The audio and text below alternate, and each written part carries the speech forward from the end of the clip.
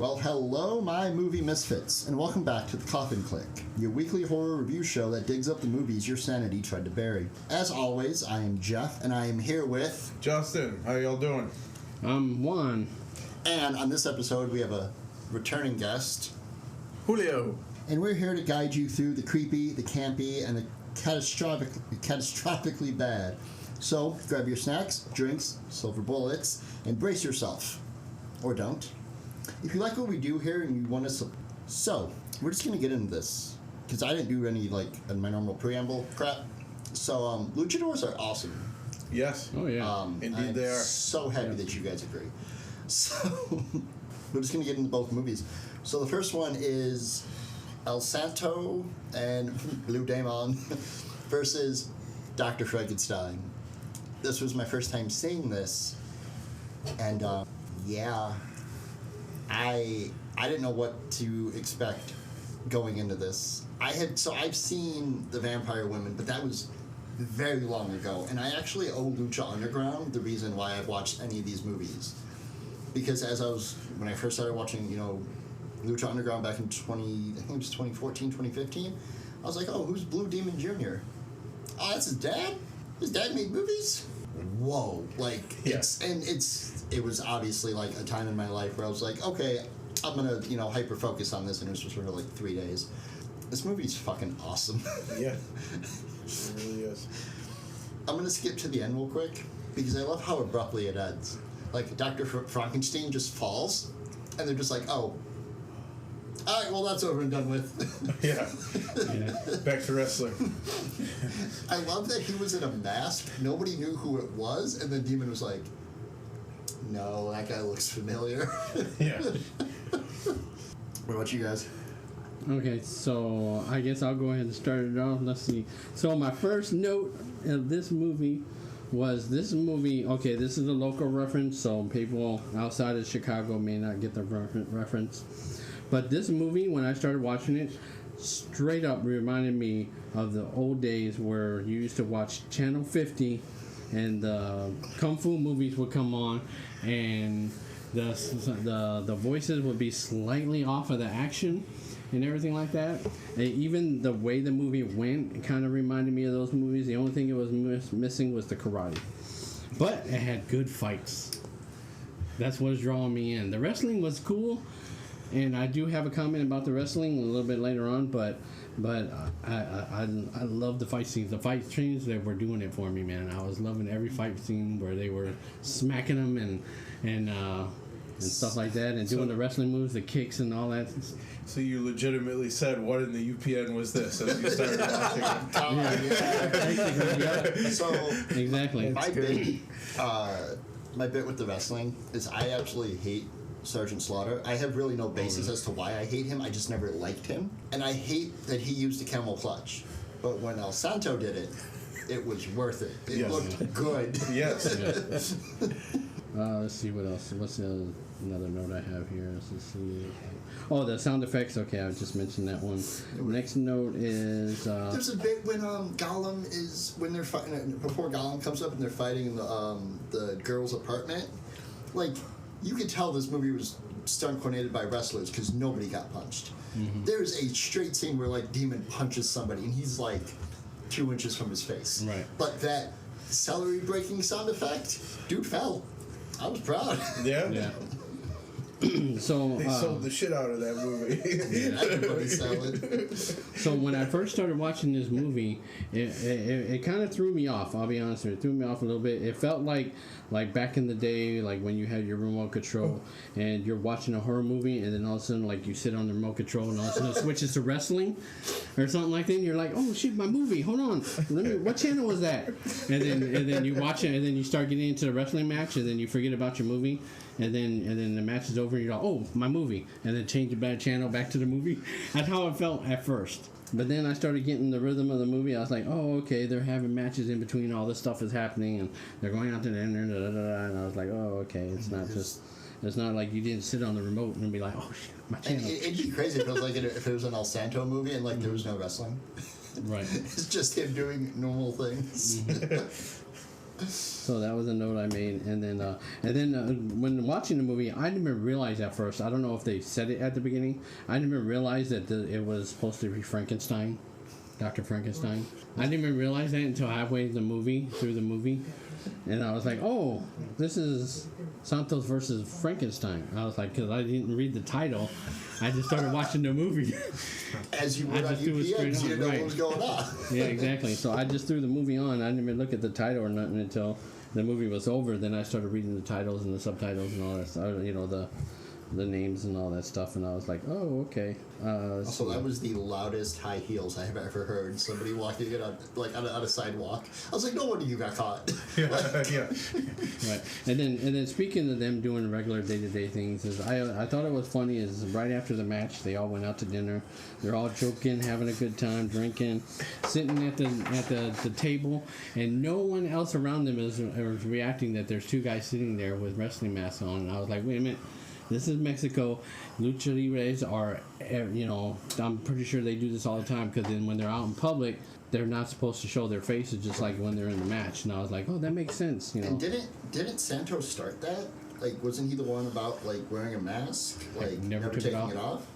Yeah, I think so. Around family and friends. Yeah, I think it was. There was, I think, in one of these movies, Ed Angel is one of the wrestlers fighting Blue Demon and Santo. And later on, he's in some of these movies masked up. It was like the Aztec mummy movies and stuff. He's in there. So when they said Angel, I was legitly looking for another luchador mask guy. And it's some just random dude with Ray Mendoza.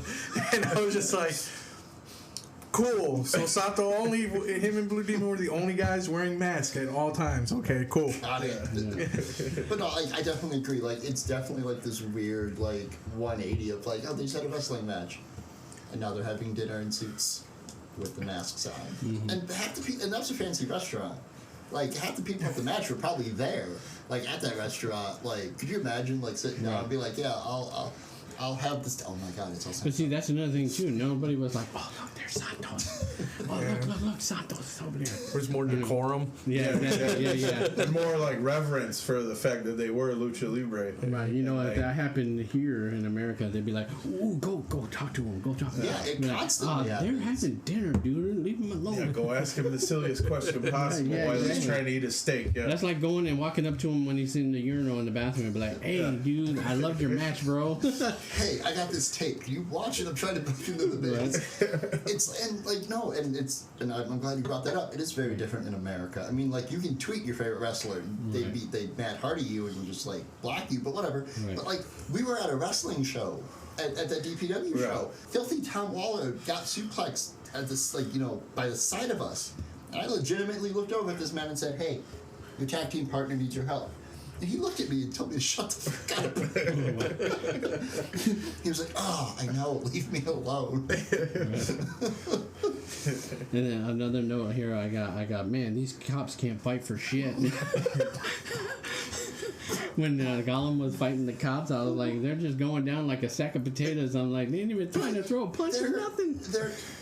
It was easy fodder for them. Like, it was like, hey, like, you couldn't put over the cops. Like, if the cops were able to take care of it, you wouldn't have needed Santo and Demon. Mm-hmm. Like, but I did like the way the doctor actually said, "Hey, don't worry, these bullets ain't gonna hurt you. You got a vest on," and as you can see, he just has a shirt on. But I love squibs, man. One of these days, I might have to get some squibs and see what it feels like when they pop on your chest and stuff like that. So, like in the movies.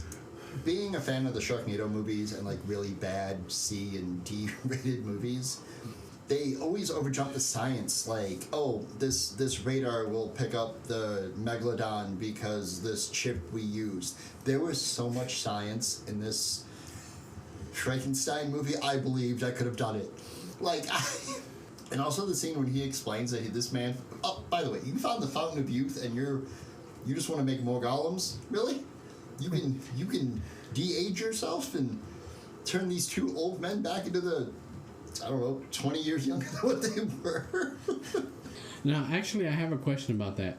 So when they were changing into their younger selves, I was trying to remember the one guy on the right, he looked like his younger self. I think they just took his wig off and took the powder off of his beard. It's amazing. How do we right, his beard and mustache and stuff. But the other guy, I was like, did he have a mustache? I don't think he had a mustache. I thought he was clean shaven and everything like that. And then when he became younger, all of a sudden he had a mustache. I was like, did I miss something? I didn't want to rewind it. I was just like, okay, I'm going along with it. I was like, okay, awesome. Yeah. So I noticed that. And then another thing I noticed is the professor. I didn't like his voice. Whoever the actor they picked to do his voiceover, I was like, man, he sounds like Barney Fife or something. I was like, he should have had a better, more intelligent looking sounding voice, I think, or something. Yeah. The doctor's like, you Frankenstein? No, I'm his grandson. Right. Sir. No, I'm talking about the old professor, the one with the beard, the young lady worked for. The one who's found out, like, oh, yes, Vanessa, she was married to Santo. Yeah. No, that's not right. Yeah, him. Boyfriend. That's not right either. Okay, and then another note I had was about the actual wrestling. I don't know. To me personally, I kind of didn't like the fact that it almost seemed like it was on a stage. Whatever. I think it would have been. I would have thought it would have been way better if they would have just recorded it at a wrestling event, where like you could see the crowd around them. Just like like they do, like when we watch wrestling now, where you can see the crowd and all that stuff. They would cut to the crowd being like on one side, like almost kind of like a gymnasium type thing. But I was like, it would have been so much better if there was more interaction or whatever. I don't know how many bingo halls are in Mexico, but I don't know if they have wrestling rigs or not. Right. But I think they did it like that to showcase what Santo and Demon were about. Because if you did it with the crowd, that crowd would have ruined that whole ADR would have been nuts. Like you think so? I don't think they would have been able to mic it right. I don't think you would have been able to zoom in. And this was back in the 70s. Right. So like. So I don't think you could have actually gotten tight shots like we were just watching AEW before this. I don't think you could have done it the same way. Right. So having it on the backdrop, and whoever that announcer was, he started off monotone, and then once El Santo, once they lost that first match, he was like, no, that's not right. El Santo needs to win this. Yeah, but the announcer was good, though, because it reminded me of the wrestling we watch nowadays. So they were they were seeing the moves and telling you this and that and everything. I was like, for 30 seconds, I heard Jim Ross, and that was a lie. So yeah, right, so that was pretty good. Or Taz. Oh my God, brother, he did it. Does slobber knocker translate to Spanish? Probably not. Right, and then the only other thing that kind of threw me is during the wrestling scenes is when somebody submitted or whatever and everything. I was like, okay, the match is over, but then they kept wrestling. I was like, so it's best 2 out of 3? Yeah. I was kind of confused by that. 2 out of 3 falls. Yeah. Yeah, I was like, halfway through that's the different. second match. I also love it too that they were like, we have to go save the girls. We got a tag team match first. We got to take care of this. Yeah, that was funny too. It's like, God damn. Right. Priorities. Yeah. Right. Always priorities. Yeah. The business. Not going over, brother. Doesn't work for me, brother. Yeah. Oh, and then another thing is how calm and casual they were about everything. Like when they were doing the investigations or when they were talking to witnesses and stuff like that. They were on some James Bond suave shit, man. Right, yeah, because I was going to say, because if that's really their teacher's daughter, and I would think they would be more emotional, like grabbing, snatching people up and be like, where is him? No. Right? Christian Bale Batman hadn't come out yet. Yeah, exactly. Choked. Yeah. Where is he? Right. Where is he? Yeah, exactly. But no, and with that too, yeah, like with the teacher's daughter, I thought they were both trying to date her. And then that other girl showed up, and she's like, I'm the friend. No, I didn't really take it like that. I took it more like they're big brothers looking out for their little sister. Yeah.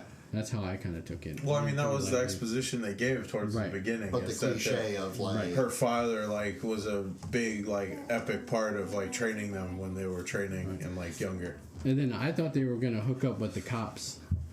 I thought they were gonna end up being their girlfriends, or maybe in the next movie or whatever they were gonna be boyfriend and girlfriend or whatever. So we'll get into it for the Dracula and the Wolfman one, but from my understanding, none of these movies connect. Oh no. Yeah, they're all separate They're all entities. standalone stories. They're all separate entities, yeah. because we watched this one and then we flipped to Dracula and the Wolfman, and there was a whole other girl, and I was like, yo, what happened to? Did I miss something? Actually, are you sure Do I about need that? to Marvel this? Are you sure about that? Because when we get to the next movie, I was like, isn't that the same guy with the scar, the one with the hat that was talking to Santos and them? So it and probably was. and I thought Santos said, "Oh, whatever," and then he's like, "I don't know what you're talking about." So Santos said something, and he's like, "I don't know what you're talking about." I'll save it, but actually I'll do it now. So Aldo Monti, I believe, played Dracula in Dracula and the Wolfman. He shows up as Dracula in a previous El Santo movie. Oh, really? Those movies aren't connected. Oh, okay. Just recycling actors. It would have No, I been mean, El one Santo of would the- have been like, we're not doing this again. Yeah, I was talking about one of the henchmen though. Oh yeah. Yeah. The bald guy with the scar. Yeah. Right. Yeah, I think he's in the other one, but Right. they're just Not it's like the connected. Adam Sandler of films. Just Yeah, like, it's But- just the same six recycled actors thing. Yeah. Yeah, but I just thought that was funny. I mean, we'll talk about it when we get to that movie. But I just thought it was a funny throwaway because the guy was like, "I don't know what you're talking about." No, yeah. Santos was like, just moved on. I love how serious Santo is in both of these movies. He's just like, so that's what happened. We'll go take care of it. Do you even know where you're going? Right. So, anybody else got any other? Justin? Justin Julio. Oh, okay. He's scavenging. So, different. I guess I'll take a different tone I on was gonna it. say, yeah, you have. So I really dug the. I don't know if it was just the time where the movie was made in the 70s or anything, but it had that real like Italian horror, hammer horror feel Yeah. to it, like the colorization, just the film, how it looked. Again, I don't know if it was like the film that they used, like the negatives and stuff like that, or what they were using to shoot. But as soon as like I turned it on and everything, like the opening credits came on, I was like, this feels like a Hammer movie, which I dig, and those are awesome. And then it went into this. And I was just like, okay, this feels very Italian horror, like an Argento or something like that. It had those elements to it on there. I also really liked that in the two movies that the referees and the luchadors were credited in the beginning. So, like, in the beginning credits, it said, like, who's Dr. Frankenstein, who's playing Dracula, who's playing whoever. And then it said luchadors, and it gave everyone that they were wrestling, and it said the referees, and it lists everyone on there. Yeah, they even have it on the IMDb like that too. Oh, really? Yeah. Okay. I was like, hell Where yeah. they're all referees. Yeah, all the referees are named, and all the luchas are named. So- in IMDb too. Ray Mendoza. Yeah, exactly. Yeah, that was one of them. That's what made me catch my eye when I was looking at it for a second. Because of this movie, I want to watch more Ray Mendoza matches. Yeah. So I was like, why is he saying it was like the only name I heard throughout that whole first match commentary was Ray Mendoza. I want to figure out the Angel matches. No, and it's just like Because he's just all white. Like, oh, okay. Cool. And then the end, you guys brought up the end. I was like, Santos and Blue Demon just straight up killed those guys. I was like, they're good guys, and they just straight up threw them over the balcony and just watched them fall. And like how you said, like they looked down and it was like the guy went back to being old, and it was like end, and it was like cool. That scene where he aged, I was like, whoa. Oh, yeah. And I was just like, okay, so I go on to the next movie. It's like, what do you do after that? I kind of chalked it up to like the fact that, you know, it's not heel and face, it's Technico and Rudo. I was like, okay, well maybe Technicos have different rules, or they can still cap a guy if they need to, depending on their heroic situation. Dr. Frankenstein falls, and I had bumped my laptop, and it said it had 30 seconds left, and I was like, what? What happened? He's like, no, just straight up killed a man. I'm like, Well, awesome. he ain't gonna be in the sequel. Gravity is a thing. Wow. That's like that. Gravity. That's like that Chris Tucker movie, the Rush Hour, where you say he ain't gonna be in Rush Hour 4.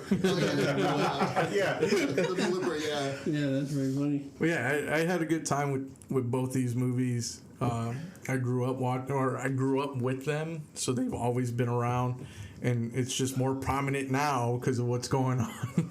Right. But yeah, they were good. Like I enjoyed them for what they were. Like just they were legitimately one of those like turn your mind off and just absolutely. sit back and just have a good time watching this. Take it for what it is. Yeah. You know. 100%. I definitely agree with that. And like, like you said, like you grew up with these. I want to show these movies to my kids. Yeah, you probably could. I mean, they're not that scary or bloody or anything. My son loved Monster Squad. He'd love to see Dracula and Wolfman.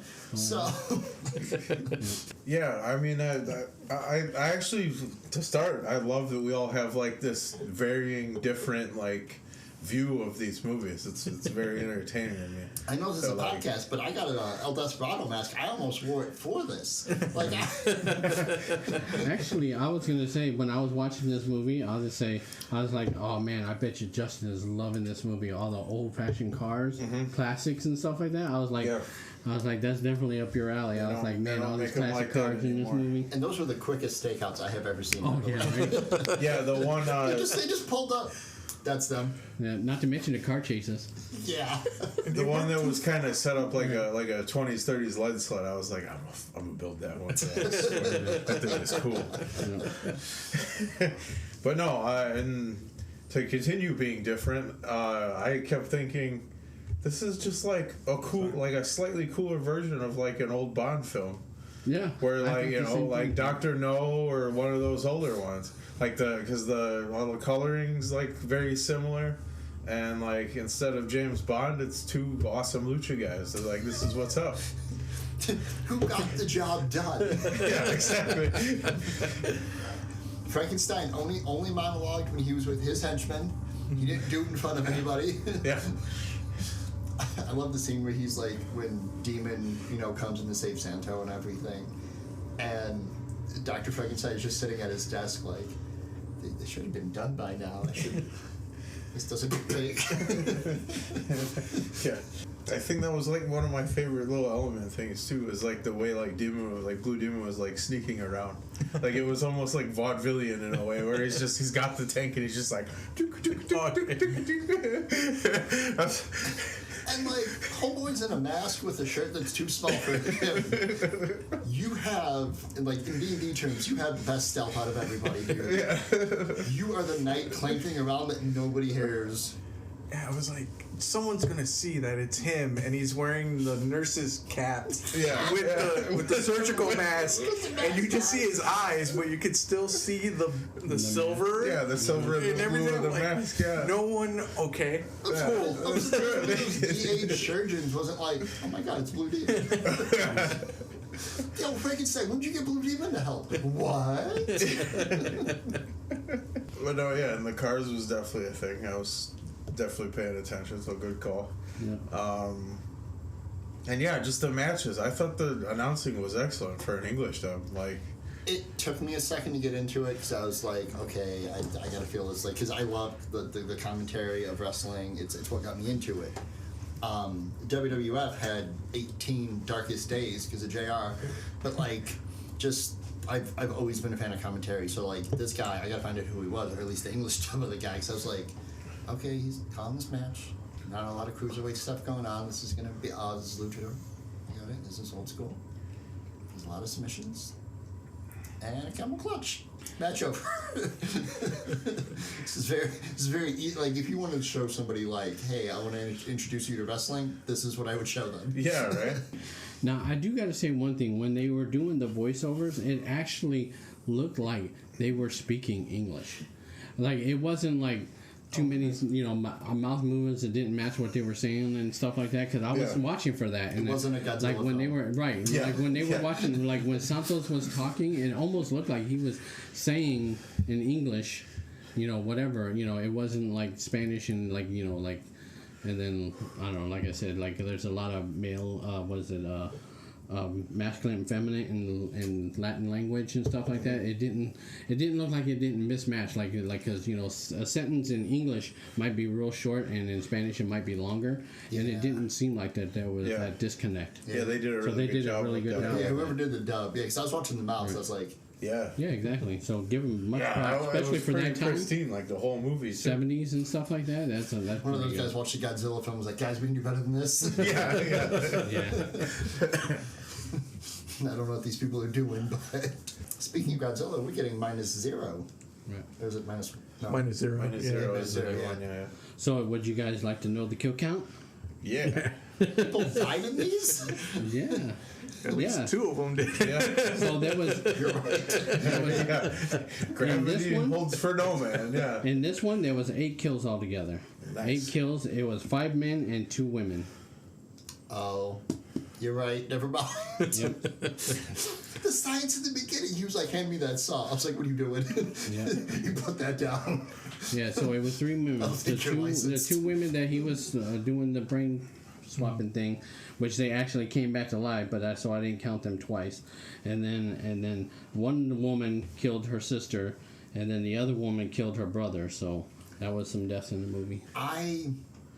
So with that, and I completely spaced on this. I knew these weren't like scary movies, Right. but the scenes of the reanimated women killing the people that their people, that kind of made me like that kind of put me on edge. I was like, Right. what the fuck am I? Oh God, this is gonna be terrible. Yeah. Like this is. Oh wait, never mind. Yeah, I thought it was gonna start turning into a zombie movie. That was the hook. Yeah. Yeah. Draw you in. You got me. Yeah, but then the news reporter told us they died after killing their brother and sister. I was That like, oh, news okay. reporter. That news reporter. It just must have been like, and there's an evil neurosurgeon. We don't know who it is. Oh, yeah. 2 people died by reanimated women. On to the weather. Yeah, the way everybody was blase blah. And was, hey! In this movie about the way what's going down. Which I didn't believe it was real Mexican like news because obviously I am white as fucking mayonnaise, but I used to turn on Mexican news because I didn't know like what was going on or what was being said, but like it was happy. Log on. This is cool. How come American news is? Oh, because we suck. That's right. But anyway, like, it's just like the vibe of it. But that monotone, and obviously that's the American dub of it. But yeah, that guy was that tripped me out. Children reanimated. Wolfman on the loose. I gotta move. Yeah, it's time to leave. So you guys want to get in the ratings? Yeah. I'm giving this 4.5 coffins, and it's because of the wrestling. To be honest with you, like I didn't expect 2 full-blown matches in one movie. No, I'm sorry, 3, because we got the main event at the end. And like to you, like why they didn't film in the crowd. I think the one at the end worked way better because it wasn't so much about showing Santo being like strong, because the heat in that match went crazy. Yeah. Golem stepped in. I said, I don't think he's gonna do this. Right. Oh, speaking of Golem, before we move on, I thought it was so funny. His whole excuse for that thing is, I'm going to change his skin color. And he didn't. Right, and he didn't, right. He just put a mask on him, and I was like, I still know who he is. Right. Like, I thought they were going to switch out the actor. Right, that's what I thought too. Which I'm happy they didn't, because Right. his acting when he was rooting around the scene, beating up those henchmen to wake them up, was the greatest thing in the world. Oh, yeah. He's like, oh, wake up. Yeah, wake up. Like full like Frankenstein Yeah, style. Right, Yeah. right. Full like Frankenstein's monster style. Wake up, man. Now that I know what is said and what the context of this movie is, I want to watch it in Spanish, because the scene where like Gollum breaks the marble table in the English version, Santo's like, "Oh, that's marble. I would have killed us." It's like, hey, are you any more excited about this or threatened by this in the Spanish version, dude? Like, you seemed nervous. Cool but, as a cucumber. Yeah, he was just like, "Oh, that's." He broke marble. We should Damn. watch out. I would have been like, "Nope, fuck it." No, the Spanish version, he was still very calm and collective. It's true, yeah. That's just So- him. When you guys were talking earlier about the scientist and saying he was like, no, she's married to Santo. No, that's his girlfriend. It was the same thing in Spanish. Like, he was very saying like the Dr. Frankenstein thing. It was like, oh yeah, you're the one who created the monster. No, that was my grandfather. So I'm happy to hear that they like kept the same beats and everything in the English and Spanish the ones. same like Confusing us. kept like the same weird dialogue points. Yeah. Yeah. Regardless of language. Yeah. That's awesome. So my coffin rating, I gave it 3.5 coffins, but I am interested in watching all the rest of the movies. Yeah, I don't know how many there are, but I didn't think I was going to get into it like that. But then I was like, you know what? I got to watch the rest of these. There were 8 put out in like 1974. Just 8 movies, just bam. And like, I kind of want to know the production of these. It couldn't have taken long. Yeah. No, and you guys were talking about the Vampire Women one earlier. I just want to see that just because it's... Oh, man. If it's anything like these. Yeah. We'll definitely, like, a future episode, we'll definitely have to look back and do more of these. This was... And, I was pleasantly surprised. I really liked this. I was super pleasantly surprised. 4.5 coffins, because I got a bonus Bond film that I didn't know existed. Bad guy and all. I'm giving it 3.5. This out of the I watched the 3, but this was like the good warm up one, I would say, to get reintroduced to him. So yeah, 3.5 for me for this one. And we're not going to do the abacus for this because I don't want to give these D's because they're really good movies. Yeah, they're good for what they are and when they were filmed. Like Low Seas and stuff. They're great movies. I don't want to like give our scale. Yeah, abacus is disabled for this episode. I would even say that these are almost ranking on the level of what do you call it? What do you call those type of movies where they weren't that good at first, but then they become cult Oh, classics? there you go. That's cult I classic. am 100%. Yeah, these are definitely cult classics. I'm 100% sure that every El Santo movie is a cult classic. Yeah. Which is kind of hard to do, but I think he achieved it. Yeah, I think so.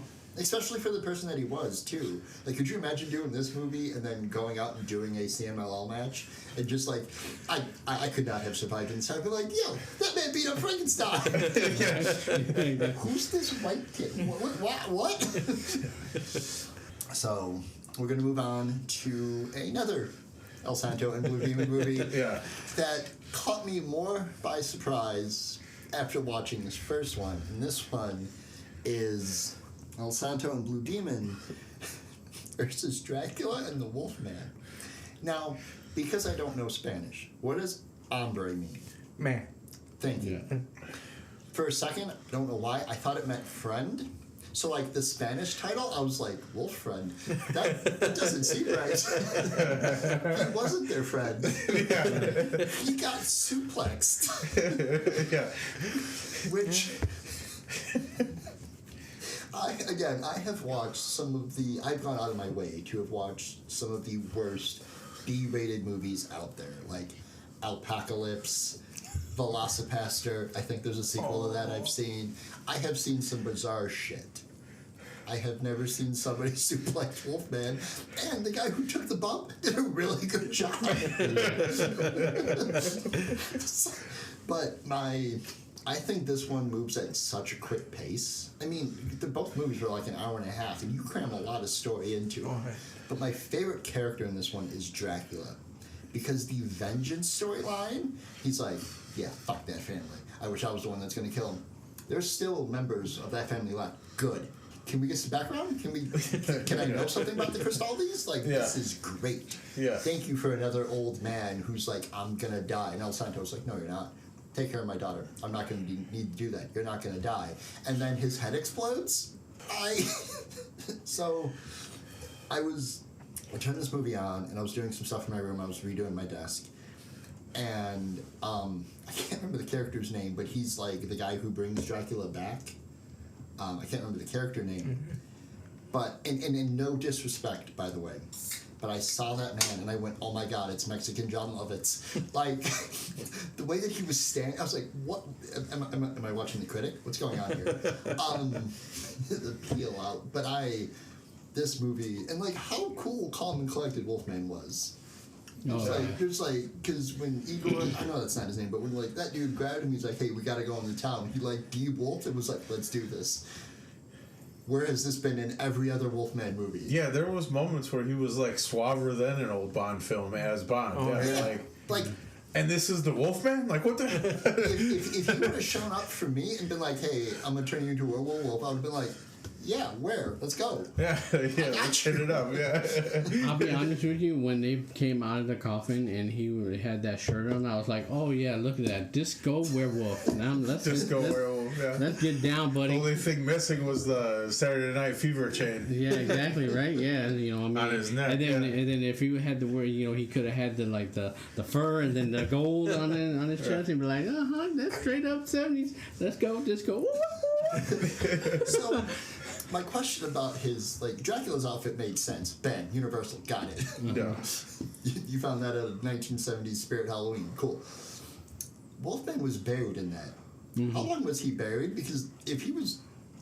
Did he just die and just happen to be in something fashionable? Like, Right? That was a cool Luke Cage t-shirt or shirt he had on, dude. You know, I'll be honest with I you. want to come back to my head. I'll be honest with you. When I seen him come out of the coffin with that shirt on, I was like, ooh, I want a shirt like that.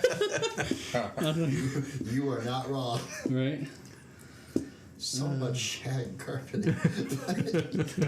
But again, this was another one of those instances in this movie where, like, Santo and Blue Demon, like, Santo just walked up to Blue Demon. He was like, hey, some shit's gonna go down. And Demon was like, you made me a communicator. I got you.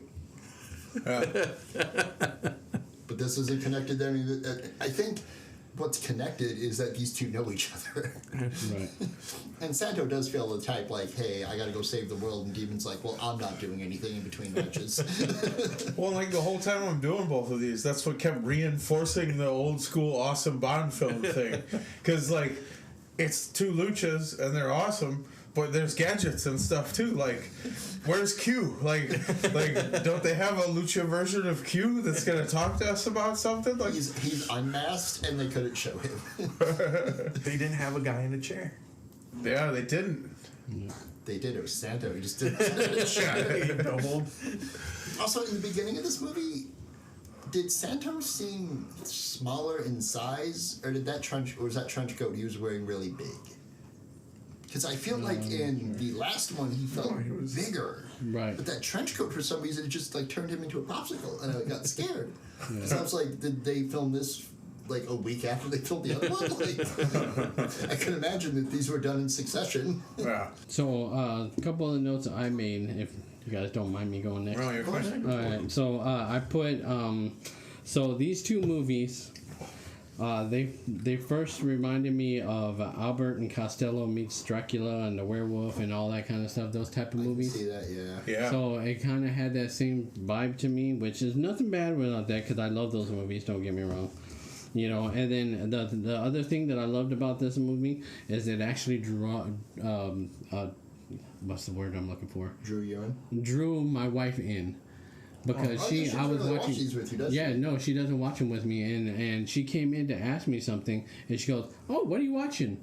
I was like, "Santos versus Dracula and werewolf," and she goes, "Is that a werewolf wearing a disco shirt?" I was like, "Yes." So she sat down next to me and started watching the movie with me, and got into the movie with me, and started to ask me questions like if I knew all the Santos movies or whatever. So I'm just answering her like if I'm a pro, and I'm like, "Oh yeah, that's Santos and that's Blue Demon," and you know, and then Did you feel like me and Justin explaining wrestling to you? yeah, basically. Yeah, that's awesome. Yeah, basically. I'm glad you had that moment. Yeah. Yeah. So it was cool. It was a cool moment. But then the thing that I loved is that this movie was good enough to draw her in, and she's not really a movie person. She's like crazy. books. That is the and power stuff of like that. Yeah, exactly. Yeah. Yeah, so I mean, this movie drew her in, and I was really happy with that. She didn't watch the whole thing with me because we had to get ready and do something. But so she went to go do her stuff. But majority of the movie, she sat there and watched with me, and she was like, and actually engaged in the movie. So I was like, yeah, okay, awesome. Hey babe, I'm getting ready. What are you watching? A wrestling novella. Leave me alone. Yeah, basically is what happened. But I didn't tell her to leave me alone. She cleared off a seat and sat next to me and I mean literally cleared off a seat because I usually have a bunch of crap all surrounding me. And I have a little fortress of garbage, not garbage. So everybody's gonna think the wrong thing of me, but like snacks and drinks and art projects and Fortress of vegetation. Yeah, basically. Yeah, around my gaming chair, you know. So it's like I have stuff all around me, and I'd like to have everything in arm length. So I could just be like, oh, okay, here's a potato chip and here's a drink. There's the dip that I left out. Yeah, exactly. So when I'm watching movies, I like to have my snacks in hands distance, so I don't have to get up and pause the movie or nothing. That is. Yeah, it's just a shame I don't have one of those chairs with a toilet built in. I believe. Because when I watch a movie, I don't like to get distracted. So I get very tunnel vision when I'm watching a movie. New age man caves are just going to be a bathroom with a TV. Which is funny because when we're watching some of these horror movies, I zoom in so much. She'll come into the room and ask me a question. I'm like, oh shit! It scares me more than the movie does. Yeah. The headphones I got from Amazon, I am mad that I have to give the review that they work because I can't hear anything with them in. Right. Like. Yeah, it is. I just think it's funny that she scares me sometimes more than the movie does, or I'm just so focused in the movie, and then when she says something to me, it makes me jump. Mine is like I'll be really sucked into one of these movies, and I'll blink and be like, oh, I gotta pee. Yeah. I have 15 minutes left of this movie. I could wait. And like I'm dancing, like come on, finish the movie. Like I have the ability to pause, but I don't want to. Because if I walk away from it, I may not get back to it. And then the movie, actually I put the note here, which was supposed to be on the first movie, is the tech. When you were saying that there's a lot of technical, it was kind of funny to me because it was like a bunch of knobs and twisting things and whatever. And then he's like, "Show me the printout of the cut," and it's just like the thing that's like going like this. I was like, "So what? He's gonna cut like this?" Yeah. I was like, it was Adam. It was Adam. I was Batman tech. Yeah. Like, I was waiting for him to bring up a piece of paper with a skull on it with a line circle. But that was on the first movie. But yeah, so I accidentally wrote it on the wrong page. But that was a funny note that I put. And I love that they were wrestlers and like not anything else because like I didn't want to see a karate movie against like Dracula and the Wolfman. I think that would have sucked. Yeah. But like I'm very happy that they were wrestlers. Yeah. And the clothes, the outfits, like I said, I mentioned it in the first one. Again, this one, I love the outfits. When the one scene when they come back from doing whatever they're doing and Santos is all dressed up in the green and orange, my wife was still in the room with me. I was like, you know what? You can't pull that off nowadays. I was like, I don't see many Lucha Libres nowadays just showing up somewhere with some green and yellow shirt, bright yellow shirt with some green on and just sporting all the same color. And I was like, it's coordination, don't get me wrong. You gotta have the coordination, a mushroom shirt with a mushroom belt and coordinate. So but I mean he had some tight clothes. I mean the man knew how to dress. That and the clothes were very tight because that too. So it wasn't just tight, it was tight. I feel like whoever did the clothes Good and tight. Right. I feel like whoever did the wardrobe for this was like, all right, we got Santo figured out. What'd you say? Did you say Blue Demon was extra large? Oh shit, all they had was large. Yeah. He didn't really move much in those polos. He was just like that way. Looking like Vin Diesel at the end of that Fast and Furious movie where he was in like the orange like jail jumpsuit. I was like, they put you in a medium. Why? Now another thing that I thought was really funny is in the middle of the movie when the Wolfman takes the blonde chick, attacks her or whatever off screen and everything like that. Then it cuts to them just chilling in the dining room. Santos and Blue are playing chess. She's reading a book. No one cares that she's gone or missing. They're just all chilling. I'm like, do they not even notice that she's gone? Or, I was like, I was like, they're just straight up playing some chess. And now the chess ain't a short game. No, I got time for this. Hey, where's whoever? Right. Pawn. Right. Yeah, exactly. Yeah, I thought that was funny that they're all just kicking it.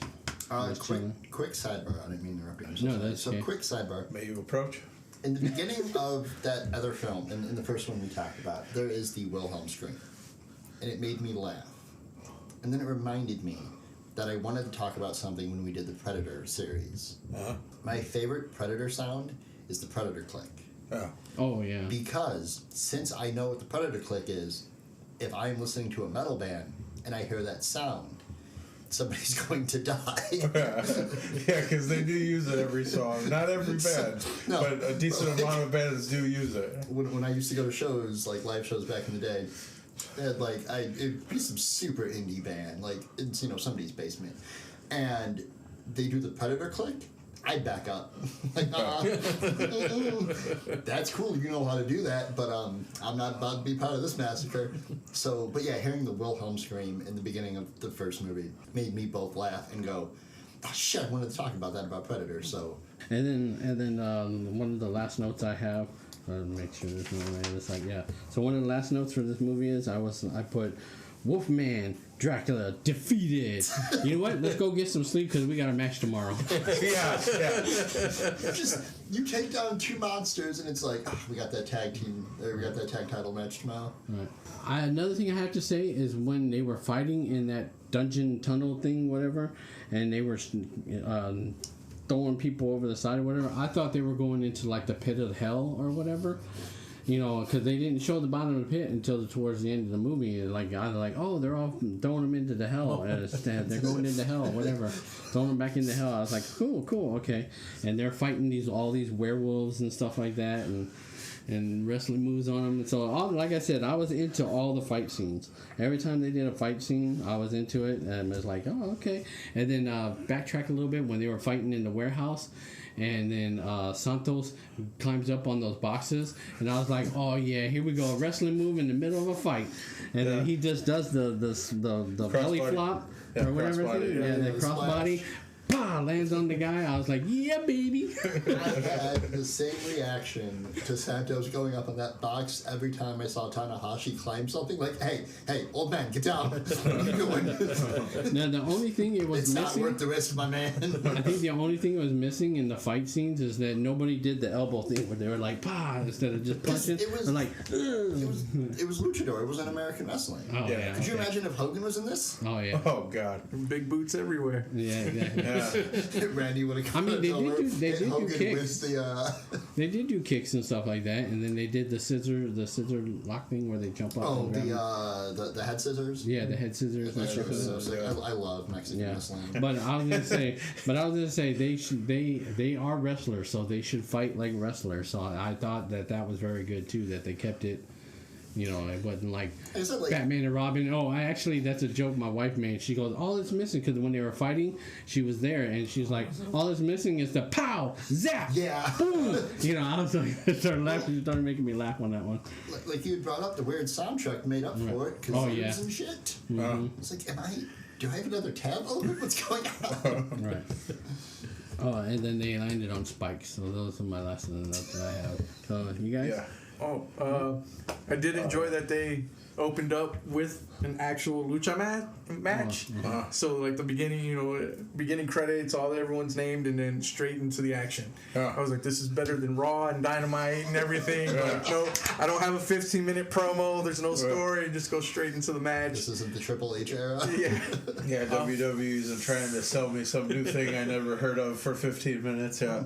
It was like, all right, cool. Just go straight into a match. No, Miz, I don't care about Prime. I marked out for the Werewolf Man Army or the Wolfman Army. Yeah. When they come out of that corner, and it's just a gang of them, like hell yeah. How come I've never seen a Wolfman Army in any other horror movie? Yeah. Looking like it's something out of West Side Story. Or Warriors or some shit. Oh, Wolfman, come out. And they came out, man, and I was just like, hell yeah. Like, that's legitimately in the note. It's just Werewolf Army. I marked out for that pretty hard. Let's fucking go. There's my club. How well of a marksman Santos was with the makeshift spear. Yeah. Yeah. It was at that point I said, this man can do everything. Yeah. I was like, oh man, like how come we're like Mexico in the Olympics that year for shot put and stuff? If so, they needed Santos. Yeah, right. Santos shows up, everybody just starts throwing better. Yeah. Like, oh, okay. Straight up killing bad guys again. This is the sell point, and the reason why this got a bigger Koffin rating was that I like that the final fight was a lucha match, but it was billed as a money match. Yes. Like you saw them both going to the promoter, the Dracula, and That took me out of my body so quick. I was like, oh, wait, why is Dracula talking to a promoter? Why is this the thing that... what do you mean Dracula knows how to wrestle? I mean, I've seen Vampiro, but come on now. I was like, they're talking about the winner's purse and everything. I'm like, this is great. Like, I love every moment of this. Like, every one of these movies need to end. Oh man, Wolfman's a good worker. Oh, just be abrupt to like a wrestling match. Yeah, it was like they need to be in there with the booker or the promoter, and he's putting the card together, and like Frankenstein just shows up, and he's like, "You want to face El Santo?" Like, got it. Santo, you're working 3 times tonight. Right? Like, I'm surprised it wasn't Mask versus Life. Yeah. Like, Yeah. Wait, El Santo said no. That's not going to work for me, brother. like why? And then I had to think about it too. I was like, why does Dracula want money? But yeah, I was like, this is cool. Like they actually put like some of the business into the movie for that. Well, that's why he wanted money. You seen his coffin in the beginning. You wanted to buy a more ornate one to sleep in, you know? He had a vengeance plot. He needed money to carry it out. He needed another top hat. That too. Dude, the fact that he slept with the top hat when he went in there, and I was just like, cool, just committing to the whole bit. Yes, sir. Can you not? And again, it still had the Italian hammer feel, and you know, everyone being credited again. I was like, that's again just great time. Yeah, no, yeah, this one was excellent too, in its own different way, kind of pace-wise, I guess, from the Dr. Frankenstein. But yeah, I only really have 2 things actually. So the other thing I nerd out about besides cars, like you were mentioning before with me, craftsmanship of knives. That friggin' like anti-Dracula knife was so freaking beautiful and so well made. I'm like, where the hell did they find that? I need to find more Aldo Monti movies, because when he like flew up into the window, he's like, I'm gonna bite this one. There's a knife by. I was like, did somebody leave garlic out? Like Or see a bunch of crucifixes everywhere? Right. Yeah, that too. And I've never seen Dracula deterred by a knife before. Yeah, that was unique in itself too. I thought, oh wow, that's really cool. It like did a little red tinge thing, and he was like, I can't. He said, fuck this family. So, actually, I have one more note. I was going to mention it because my wife mentioned it. Like I said, she was watching these movies with me. So she mentioned that this movie reminded her a lot of Dark Shadows. I can kind of see that. Because, you know, the vampire in Dark Shadows and stuff like that. She's like, the only thing missing is the priest coming and trying to attack the Dracula or whatever. Get out. Yeah, exactly, like in Dark Shadows. But she said, look, they're entering like Dark Shadows. She kept saying that they're acting like Dark Shadows. I was like, well, I never watched Dark Shadows. That's your family's thing. I was like, I'll take your word for it. Well, technically there's a preacher, because Santo means saint, right? Yeah. Mm-hmm. So, Yeah, you're right. Yep, I didn't think of that. Dracula look at him and go, Yeah, exactly, right? That's why I want to find him. I'm taking you and your god down. Horns up. So the kill count. Oh, you have another point? Yeah. Did you have another? And then probably my favorite thing that just like spun my brain around for a second in this whole other movie for this one. The freaking little door to hell that her mom goes through and then no one else goes through. It was like the most like side plot, like non-side plot thing ever. Like, and that I've ever seen in a movie, where it's like, oh, there's just this little door right here, and it's like a door to hell or whatever. But it was like the most minuscule side plot I've ever seen in a movie. Because like the mom goes through, the daughter almost goes through, and then you never see it again. And then like the main fight starts with the promoter and everything. I'm like, oh, okay, yeah, right on. I like in the beginning where the daughter is like, her dad's like, I'm gonna die, this and everything, and she's like, I'm trying to knit, can you leave me alone? Yeah. Dad, you're not gonna die, just go back to your millions, alright? Yeah. Oh shit, my dad. Yeah. So let's see. What was it? I was gonna say one more thing. Did I mention the watch? No. Okay, yeah, so that's another thing my wife mentioned, and she kind of made me get a chuckle with this one, and she's like, is this the Power Rangers now? Because it's like the watch, and she's like, all it's missing is a doo doo doo doo doo doo. Yeah. I was like, okay. I was like, no, it's more like a Bond thing. Where I like, need luchadors. with yeah, exactly. attitude. Right. I was like, so now they have advanced tech, and I was like, oh, okay. I was like, the joke I made was like, oh, look, they have smartwatches. Yeah. I feel like El Santo, like when like not wrestling, not having to save the world from a threat that nobody else knows about, was sitting there was like, I need to get a hold of people quicker. This payphone isn't working. Yeah. Yeah. Made watches for everybody. Yeah. It was a Christmas gift. Alright, so the kill count. Now, correct me if I'm wrong, or for those of you that want to watch these movies, because we watched them and when you hear us talking about them, If you're do the listening kill to count us, yourself, huh? If you're listening to us talk about this, Yeah. you need to watch these. Oh, yeah, Yeah. definitely. I cannot stress that enough. Yeah, definitely watch these movies. But the kill count, I kind of really got into this one, so I kind of lost track of the kill count. So I think I got it right, but correct me if I'm wrong. If we ever have comment sections, you could correct me if I'm wrong. I think it's 14 kills. It was 1, 2, 3, 4 women. It was 10 men and 1 skeleton, undetermined, because I didn't know if it was male or female, laying on the ground. So altogether, I think it was 14. Oh wait, how many of the men were wolfmen? Oh, I didn't count. Like I said, I got too into the movie, so I stopped counting. I was just kind of counting the Because a kills. bunch of wolfmen got thrown on the spikes, right? Right, exactly. So like I said, I might have lost 1.5 count. wolf. Right. Yeah, because like I said, I might have lost count because I was into the movie and I was like, oh, did I count all the kills? I was like, I'm not sure. No, screw it. And I was like, this is too good of a movie to worry about rewinding and counting 1, 2, 3, 4, right? So let's do the ratings, and then I have a question for Julio. Okay. I'm giving this 5 coffins. You suplex a werewolf. I'll give your movie whatever rating you want me to. That shit was nuts. Like the promoter bit took me out. I was like, "There's no fucking way that this is like Dracula and Wolfman's deal. Like this is how they're gonna get Santo and Demon." Yeah. But yeah, 5. This movie. This movie, I'll show my kids. Like this is. Well, I gave it 4 coffins. Like I said, I did like these movies. It makes me want to watch the rest of them. So Yeah, I'm gonna have to backlog it. yeah. Yeah, I'm gonna go 4.5 coffins again.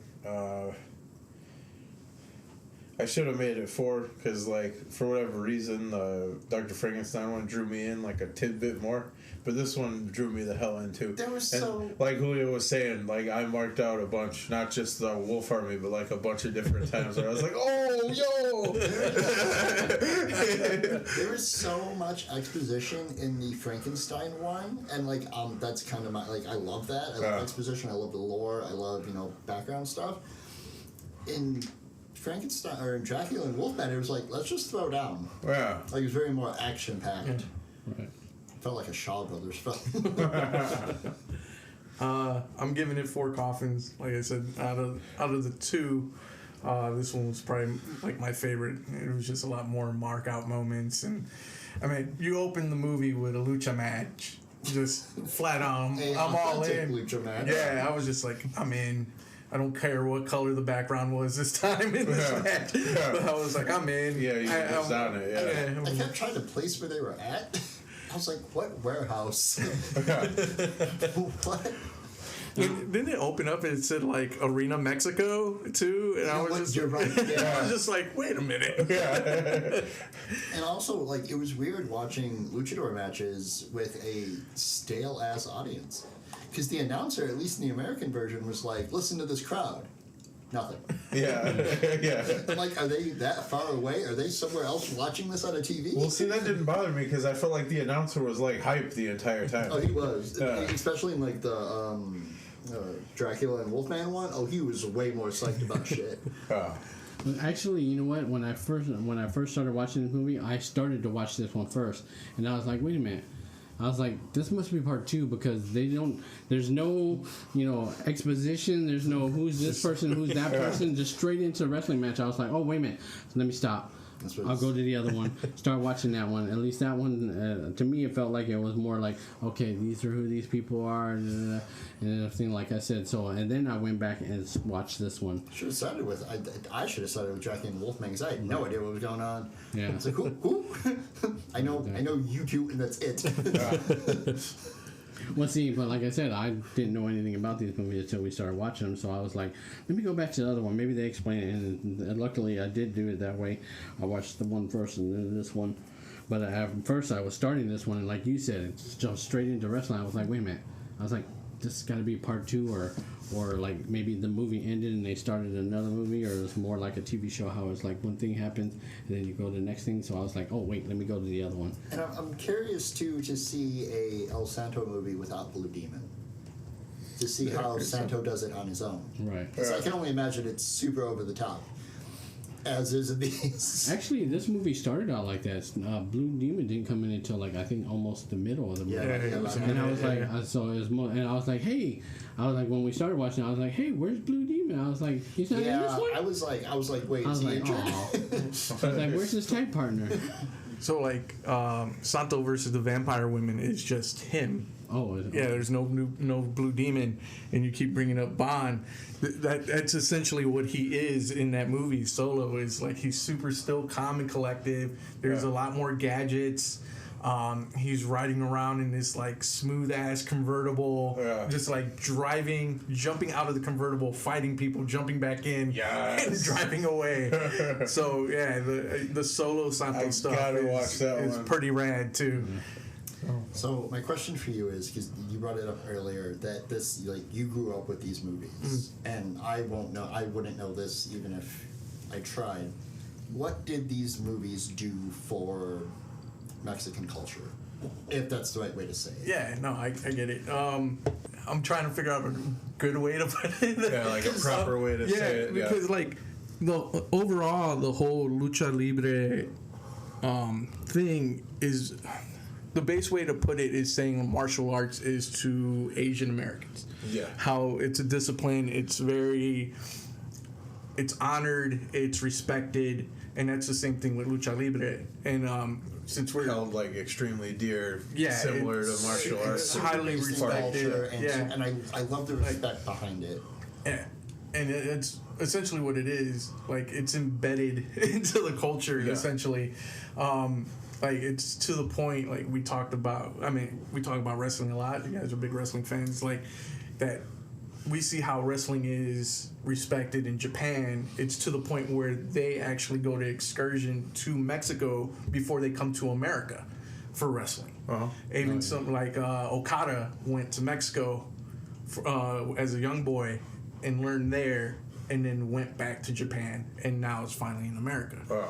So that's how well respected like Lucha Libre is there. Like, it's crazy, man. Like, I've never been to Mexico, unfortunately, but like hearing stories and seeing photos and everything, and even like just it's like a big thing. It's legitimately like embedded in the culture to the point where even these movies are super highly respected. Yeah.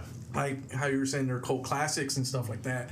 These were basically like Hollywood premieres and things in Mexico when these came out. I would have loved to go to one of these premieres. I think a lot of them too were not shot in Mexico. A lot of them were shot in Cuba. Yeah. Which is another thing. Yeah, I think I saw that somewhere when I was reading around about so it. I was just like, oh, that's really cool. Like, it still stayed in the Latin, like they didn't come to America to do anything. Everything was still Latin America and Hispanic wise.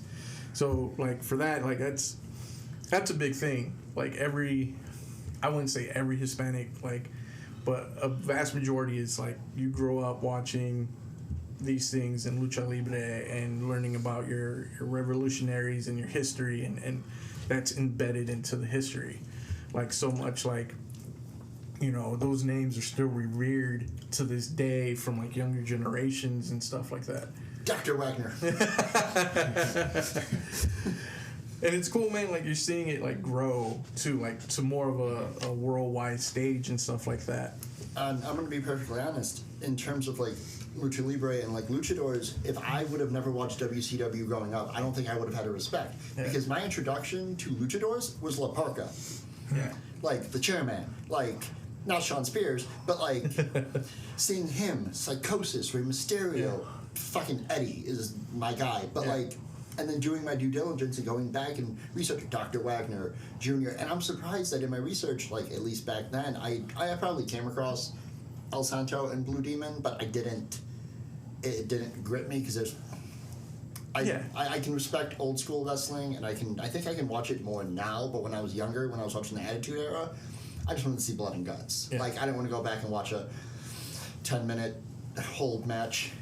You know what I mean? Like it's not something I can do. But being older, I can go back and respect it, and I am very happy I know who these guys are, and I am so happy that I got to watch Blue Demon Jr. beat up Mil Muertes and Lucha Underground.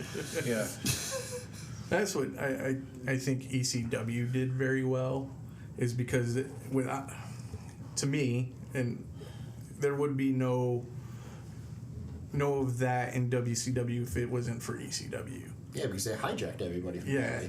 And they were bringing that in, and like how you said, like not everyone could sit there and watch a 30-minute technical match. So how they booked it was correct. You know, they'll have like Sabu and RVD and this whatever facing whoever, and then here's a Eddie Guerrero, Dean Malenko classic, or Rey and Psychosis straight lucha. Yeah. You know, Just in the middle of Philly on a Saturday night. Yeah, like, and then here comes Terry Funk later on. You know, so like how they did it was perfectly. Yeah. But yeah, you guys keep talking about like you guys want to see more of the Santos and stuff like that, and how many movies he's done. There's a book coming out. Yes, so segue. So perfect. We did this mainly because of Julio. I wanted to watch these, and then I obviously the way that this went is I'm going to buy a bunch of Santos movies. Oh, these are really cool. We should do this for an episode. And then, like Julio's about to talk about now, this is kind of a special episode, and Julio's going to explain why now. Sweet. So first off, thank you for doing a special episode just on Cinema Lucha, which is again very near and dear to my heart. But yeah, February 5th via Kickstarter, there's going to be a 350-page plus book called Luchadors versus Everything, and it's not just Santos Blue Demon, it's every single Cinema Lucha movie ever made, and it's coming directly from the families that made these movies. So you're going to see things that have never seen the light of day. You're going to read stories that have been just passed down from generation to generation, finally being released, talking about the making behind, the behind the scenes stuff, why they came out with the movies, the godfathers of them, why he fought the werewolf and suplexed them. So that book's coming out. It's by Mass Republic, and they're teaming up with Rockets Are Red, who's doing a lot of the book design and stuff for it. That's not all. Like, there's a bunch of people attached to this book, including Jorge Gutierrez, who is the creator of the movie Book of Life, who just got signed on to bring back Speedy Gonzalez for Warner Brothers. So they're doing an animated movie with him doing it. He's also the guy, I don't remember if you guys remember the cartoon Mucha Lucha. Yes. He's also the character designer, the guy who brought that together is the guy from Book of Life. He's doing the foreword for this book. Oh, hell yeah. And we also have other like historians like Cinema Mex, Trash Mex, Killer Films. I believe Lita is doing something with the book as well. And this is everyone outside of the families. And then they're showing like they had people restore the old school film posters, restored back to how they were originally, so you get to see those redone. There's a graphic novel in there from Dr. Napalm, who did the interiors for Vampiro Rockabilly Apocalypse. And then you have different artists doing their renditions of the posters and different scenes from the movies, such as myself, Tiger Style, Lee Moriarty's doing a piece in it. Who else we got in here? Rafael Aguilar, who did some of the covers for Vampiro and did like Mars Attacks trading cards. There's a long list of people. MLW designer Juan of the Dead's doing it. Local artist Jorge Garza, who's been all over the place, is doing it as well. Sorry, they gave me a list. And I'm trying to do it off the top of my head. So again, the Kickstarter is February 5th, and there's a lot of day one stuff. So if you go and back it on the first day, these are just things you could get on that first day. I believe there's a percentage off the book. Just for, I think it's like 15 or 20%. Let me just say 15 to be on the safe side. You can get a screen printed poster directly from Mexico of all the films put together as a Lucha Libre event poster. So it's going to be like a matchup. So like collage style, like poster of like a Lucha event, basically. Yeah, and it's all the films. I want that so bad. Your name will be credited in the book as a day one backer. There's a chance to enter a raffle to win different memorabilia from the families, exclusive items from Rockets Are Red and Mass Republic. Shout out to Mass Republic and the figures that they're doing. All those figures. God. Yeah, they just showed the Ultimo Dragon one. Yep. Yeah, and that I want my hands on the Vampiro modern one in the Koffin. Yes. Yeah, he told me he had them and he sold out like right away. I was like, cool, that's good to know. Never mind. Yeah, so there's a bunch of stuff on there, man, and they're doing... So I think a stretch goal is if they hit it, there's going to be more pages. However, the book is done. That's the cool thing. Like, there's no extra stuff, nothing like you don't got to sit around and wait unless they hit that stretch goal, whatever it is. They haven't said what it is yet, but they want to add more pages and stuff like that. I got to... Some of they're showing, if you go to their social media... Every day they're showing like or highlighting a movie or an artist or a collaborator. I have shared everything I possibly can. Yeah, I've seen that, and I want. Yeah, thank you. Trying to share everything that looks amazing too. Like it's flooded. I go on the timeline. It's like Luchas versus everything. It's from them, you guys, the podcast. I'm like, this is freaking awesome. So thank you guys for doing that. Of course. But yeah, so February 5th is the day to go do that. Over there, it's definitely worth it. It's going to be the most definitive history book on Cinema Lucha. No one else is going to have this. I don't think they ever made a book like this before. I've never seen anything like this. Yeah. Even in just like trying to find like books about the history of this, they're so hard to find. And I can understand like not the secrecy, but just the rarity of things like this. Like I would kill to just learn anything about these movies that I can, like production wise, and like what it went into to making these. But yeah, I think it's a good time, man. If like any cinephile, and like you don't have to be into horror or lucha. It's just a good looking book. Like the designs are awesome. Rockets Are Red is doing a great job. All the artists on there, there's a crap ton more of artists. These are just some guys whose names I can pronounce because I'm an illegitimate Hispanic and I can't say anyone's names correctly. And I messed up a few times on these, but everyone's art looks amazing. There's a bunch, even though it's a bunch of people on there. There's a bunch of different styles, even though it's the same subject matter. Lee Moriarty's stuff is awesome. Oh, yeah. I've seen a bunch of it, and it's so good. Yeah, and then Jorge does a bunch of like Aztec style paintings and drawings. So you see like Santo and Blue Demon in that style, and then my style, and Juan of the Dead has like a very deep, heavy line style on there. So everyone's, this is probably one of the best art books or history books there's going to be in a while. And I like...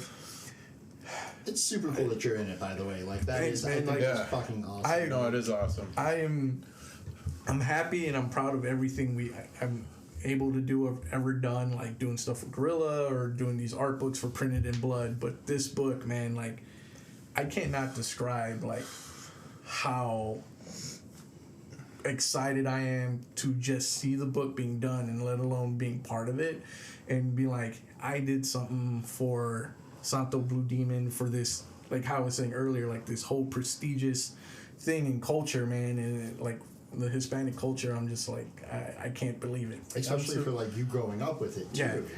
Yeah, like I'm still like pinch me, I'm dreaming. Yeah, exactly. You know, like type deal. I'm like, oh yeah, like we have another comic coming out, and I'm just promoting this book, and I feel bad. Actually, and I'm just you'll be at Northwest Indiana Comic Con. Your only Indiana appearance. Yeah, no other cons in Indiana want me. I saw that and I was like, I'm very happy I'm going to this one. Oh yeah, yeah. I can say this is my only Indiana one. The other ones are gonna be outside of. Like, I don't know if I might have one Chicago show, and So you guys doing C2E2 or? Won't know until the 26th. Okay. Yeah, that's the one bad thing. Like, you gotta wait, and just like can't wait to find out. So you have to like have a bunch of stuff prepped to be like, just okay, in case. did it, cool, I can shift it to this. So, but for sure, I don't want to say for sure, but the one that's more likely is BelaCon in Chicago. That's if you want to go to a traditional comic book show. This is legitimately a church basement with just comic artists and comic dealers and some like toy dealers. But it has the old school vibes of like what San Diego was when it first started. Oh shit. Yeah, Bela is a big comic book guy. He does Bela's comics, and like he's very knowledgeable on everything that is comic book related, and like his sense of pride and love and everything, like, and his thing is like, don't go to New York, don't go to San Diego, stay in Chicago because the best is in Chicago. And he has Tim Seeley, Josh Balak from Devil's Due, and like just there chilling. And there is no VIPs, everyone's equal. Yeah, which I dig. I love that. Yeah, I love like that concept. He treats everyone equally across the board. Everyone's name is on the marquee when it comes to him. So I push that show a lot. Bela's a good friend of mine, and I'm just like, yeah, you gotta check that one out. But yes, February 7th, NWI Comic Con is like the only Indiana con I'm doing. And you can buy tickets at the door. Yeah, you buy tickets at the door. It's like $10. Super affordable. I was gonna ask, yeah. Yeah, free parking. So for us, it's funny because not only if you guys want to go, we definitely can, because I know you have that day off. Mm-hmm. You're off anyway because the Koffin Click crew, not in any special capacity, are going to MLW's Lucha Apocalyptico. Yeah. Looking forward to that. It will be Juan's first wrestling show. It'll be my first Lucha show ever. Nice. Though I've watched millions, I feel like I've been to one, but I'm happy that I get to go to a live one. Yeah. There was a Lucha match at that Adam Pearce story I told you about. Yes, there was. We're going to have to deep dive and talk about that sometime. No, I was in uniform, and we were just like, I don't even know what was going on at the time. Yeah. And I was in my Army uniform, and we're just walking by, like, I don't even know if it was an indie or an actual promotion. But we were just, like, walking through, as service members, basically. And, like... It was in, like, what, Florida? Or was it Texas? No, it was still Hawaii. Okay, my bad. Yeah, and like I just look up, and Jeff the other week actually informed me. Yeah, when you were looking up, you were probably staring at Adam Pearce before he was a GM. Yeah, so like I looked up the show, and if I pinpointed it correctly, he watched Adam Pearce defend the NWA title against Charlie Haas. Oh, wow. Yeah. Which is a sentence that I don't think can exist anywhere else.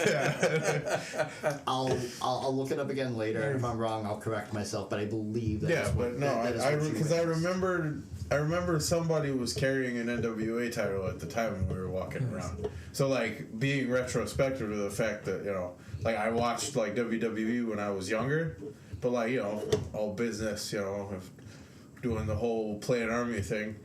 I wasn't really thinking about it in the same capacity as I was a kid, but I at least did still recognize, why do people have NWA titles? And it's not Ric Flair. Yeah.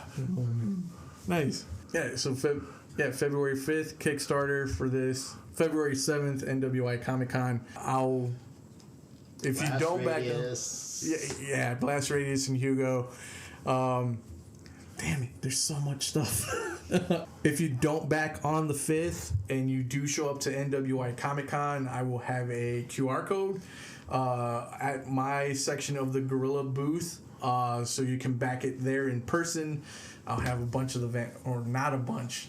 I am running low on the Vampiro comics, and then I have like 3 sketch covers from the Luchaverse. When they did, Master Republic did a comic before Vampiro that featured like Rey Mysterio, Penta, Conan, and a few other guys. Like it was a 3-issue mini, and every issue was a different luchador. And it set up basically what these movies were. So what they wanted to do at the time was basically redo these movies in comic book form. So it's like Rey Mysterio is part of like this elite SWAT squad, and they're going into like the Aztec caves, and he unlocks something, and that's when all the monsters and everything come back, and it sets up for like you finding out like all the luchadors are meant to be guardians of the earth, basically what these movies are. Yeah. But it's modern day, wicked. and that's what awesome. led into Vampiro Rockabilly Apocalypse was this. So they released like a bunch of covers for them, and some of them were blank covers, so I was able to get some, and I did a Santo, a Blue Demon, and a La Parka one, and I don't think they've sold yet, so I'll have those too. That La Parka one's gonna sell. So yeah, those are one of one. So I have those there promoting not only the Kickstarter and Luchadors versus everything, but also Hugo, and Adam and I will be teaming up together. This might be the only Indiana show that Adam and I team up together too. Might be Adam's only It show. might be Adam's only show or Adam's only Indiana show. So it'll be the only time to see us together for the Blast Radius stuff. But yeah, man, thank you for doing a Luchador episode. 100%. This was a lot. Oh, it was awesome. This was fun, and thanks for letting me plug the book. And And no, thank you for being excellent. Yes. I am nowhere near, but I appreciate the words. And that's another one dug up, dusted off, and dragged through the dark with us here at the Koffin Click. If you survived this review, congratulations. You're officially tougher than half the monsters we covered. Until next time, keep your garlic handy, your lights low, and your standards flexible. This is your host signing off from the crypt. Sleep tight, because something out there won't.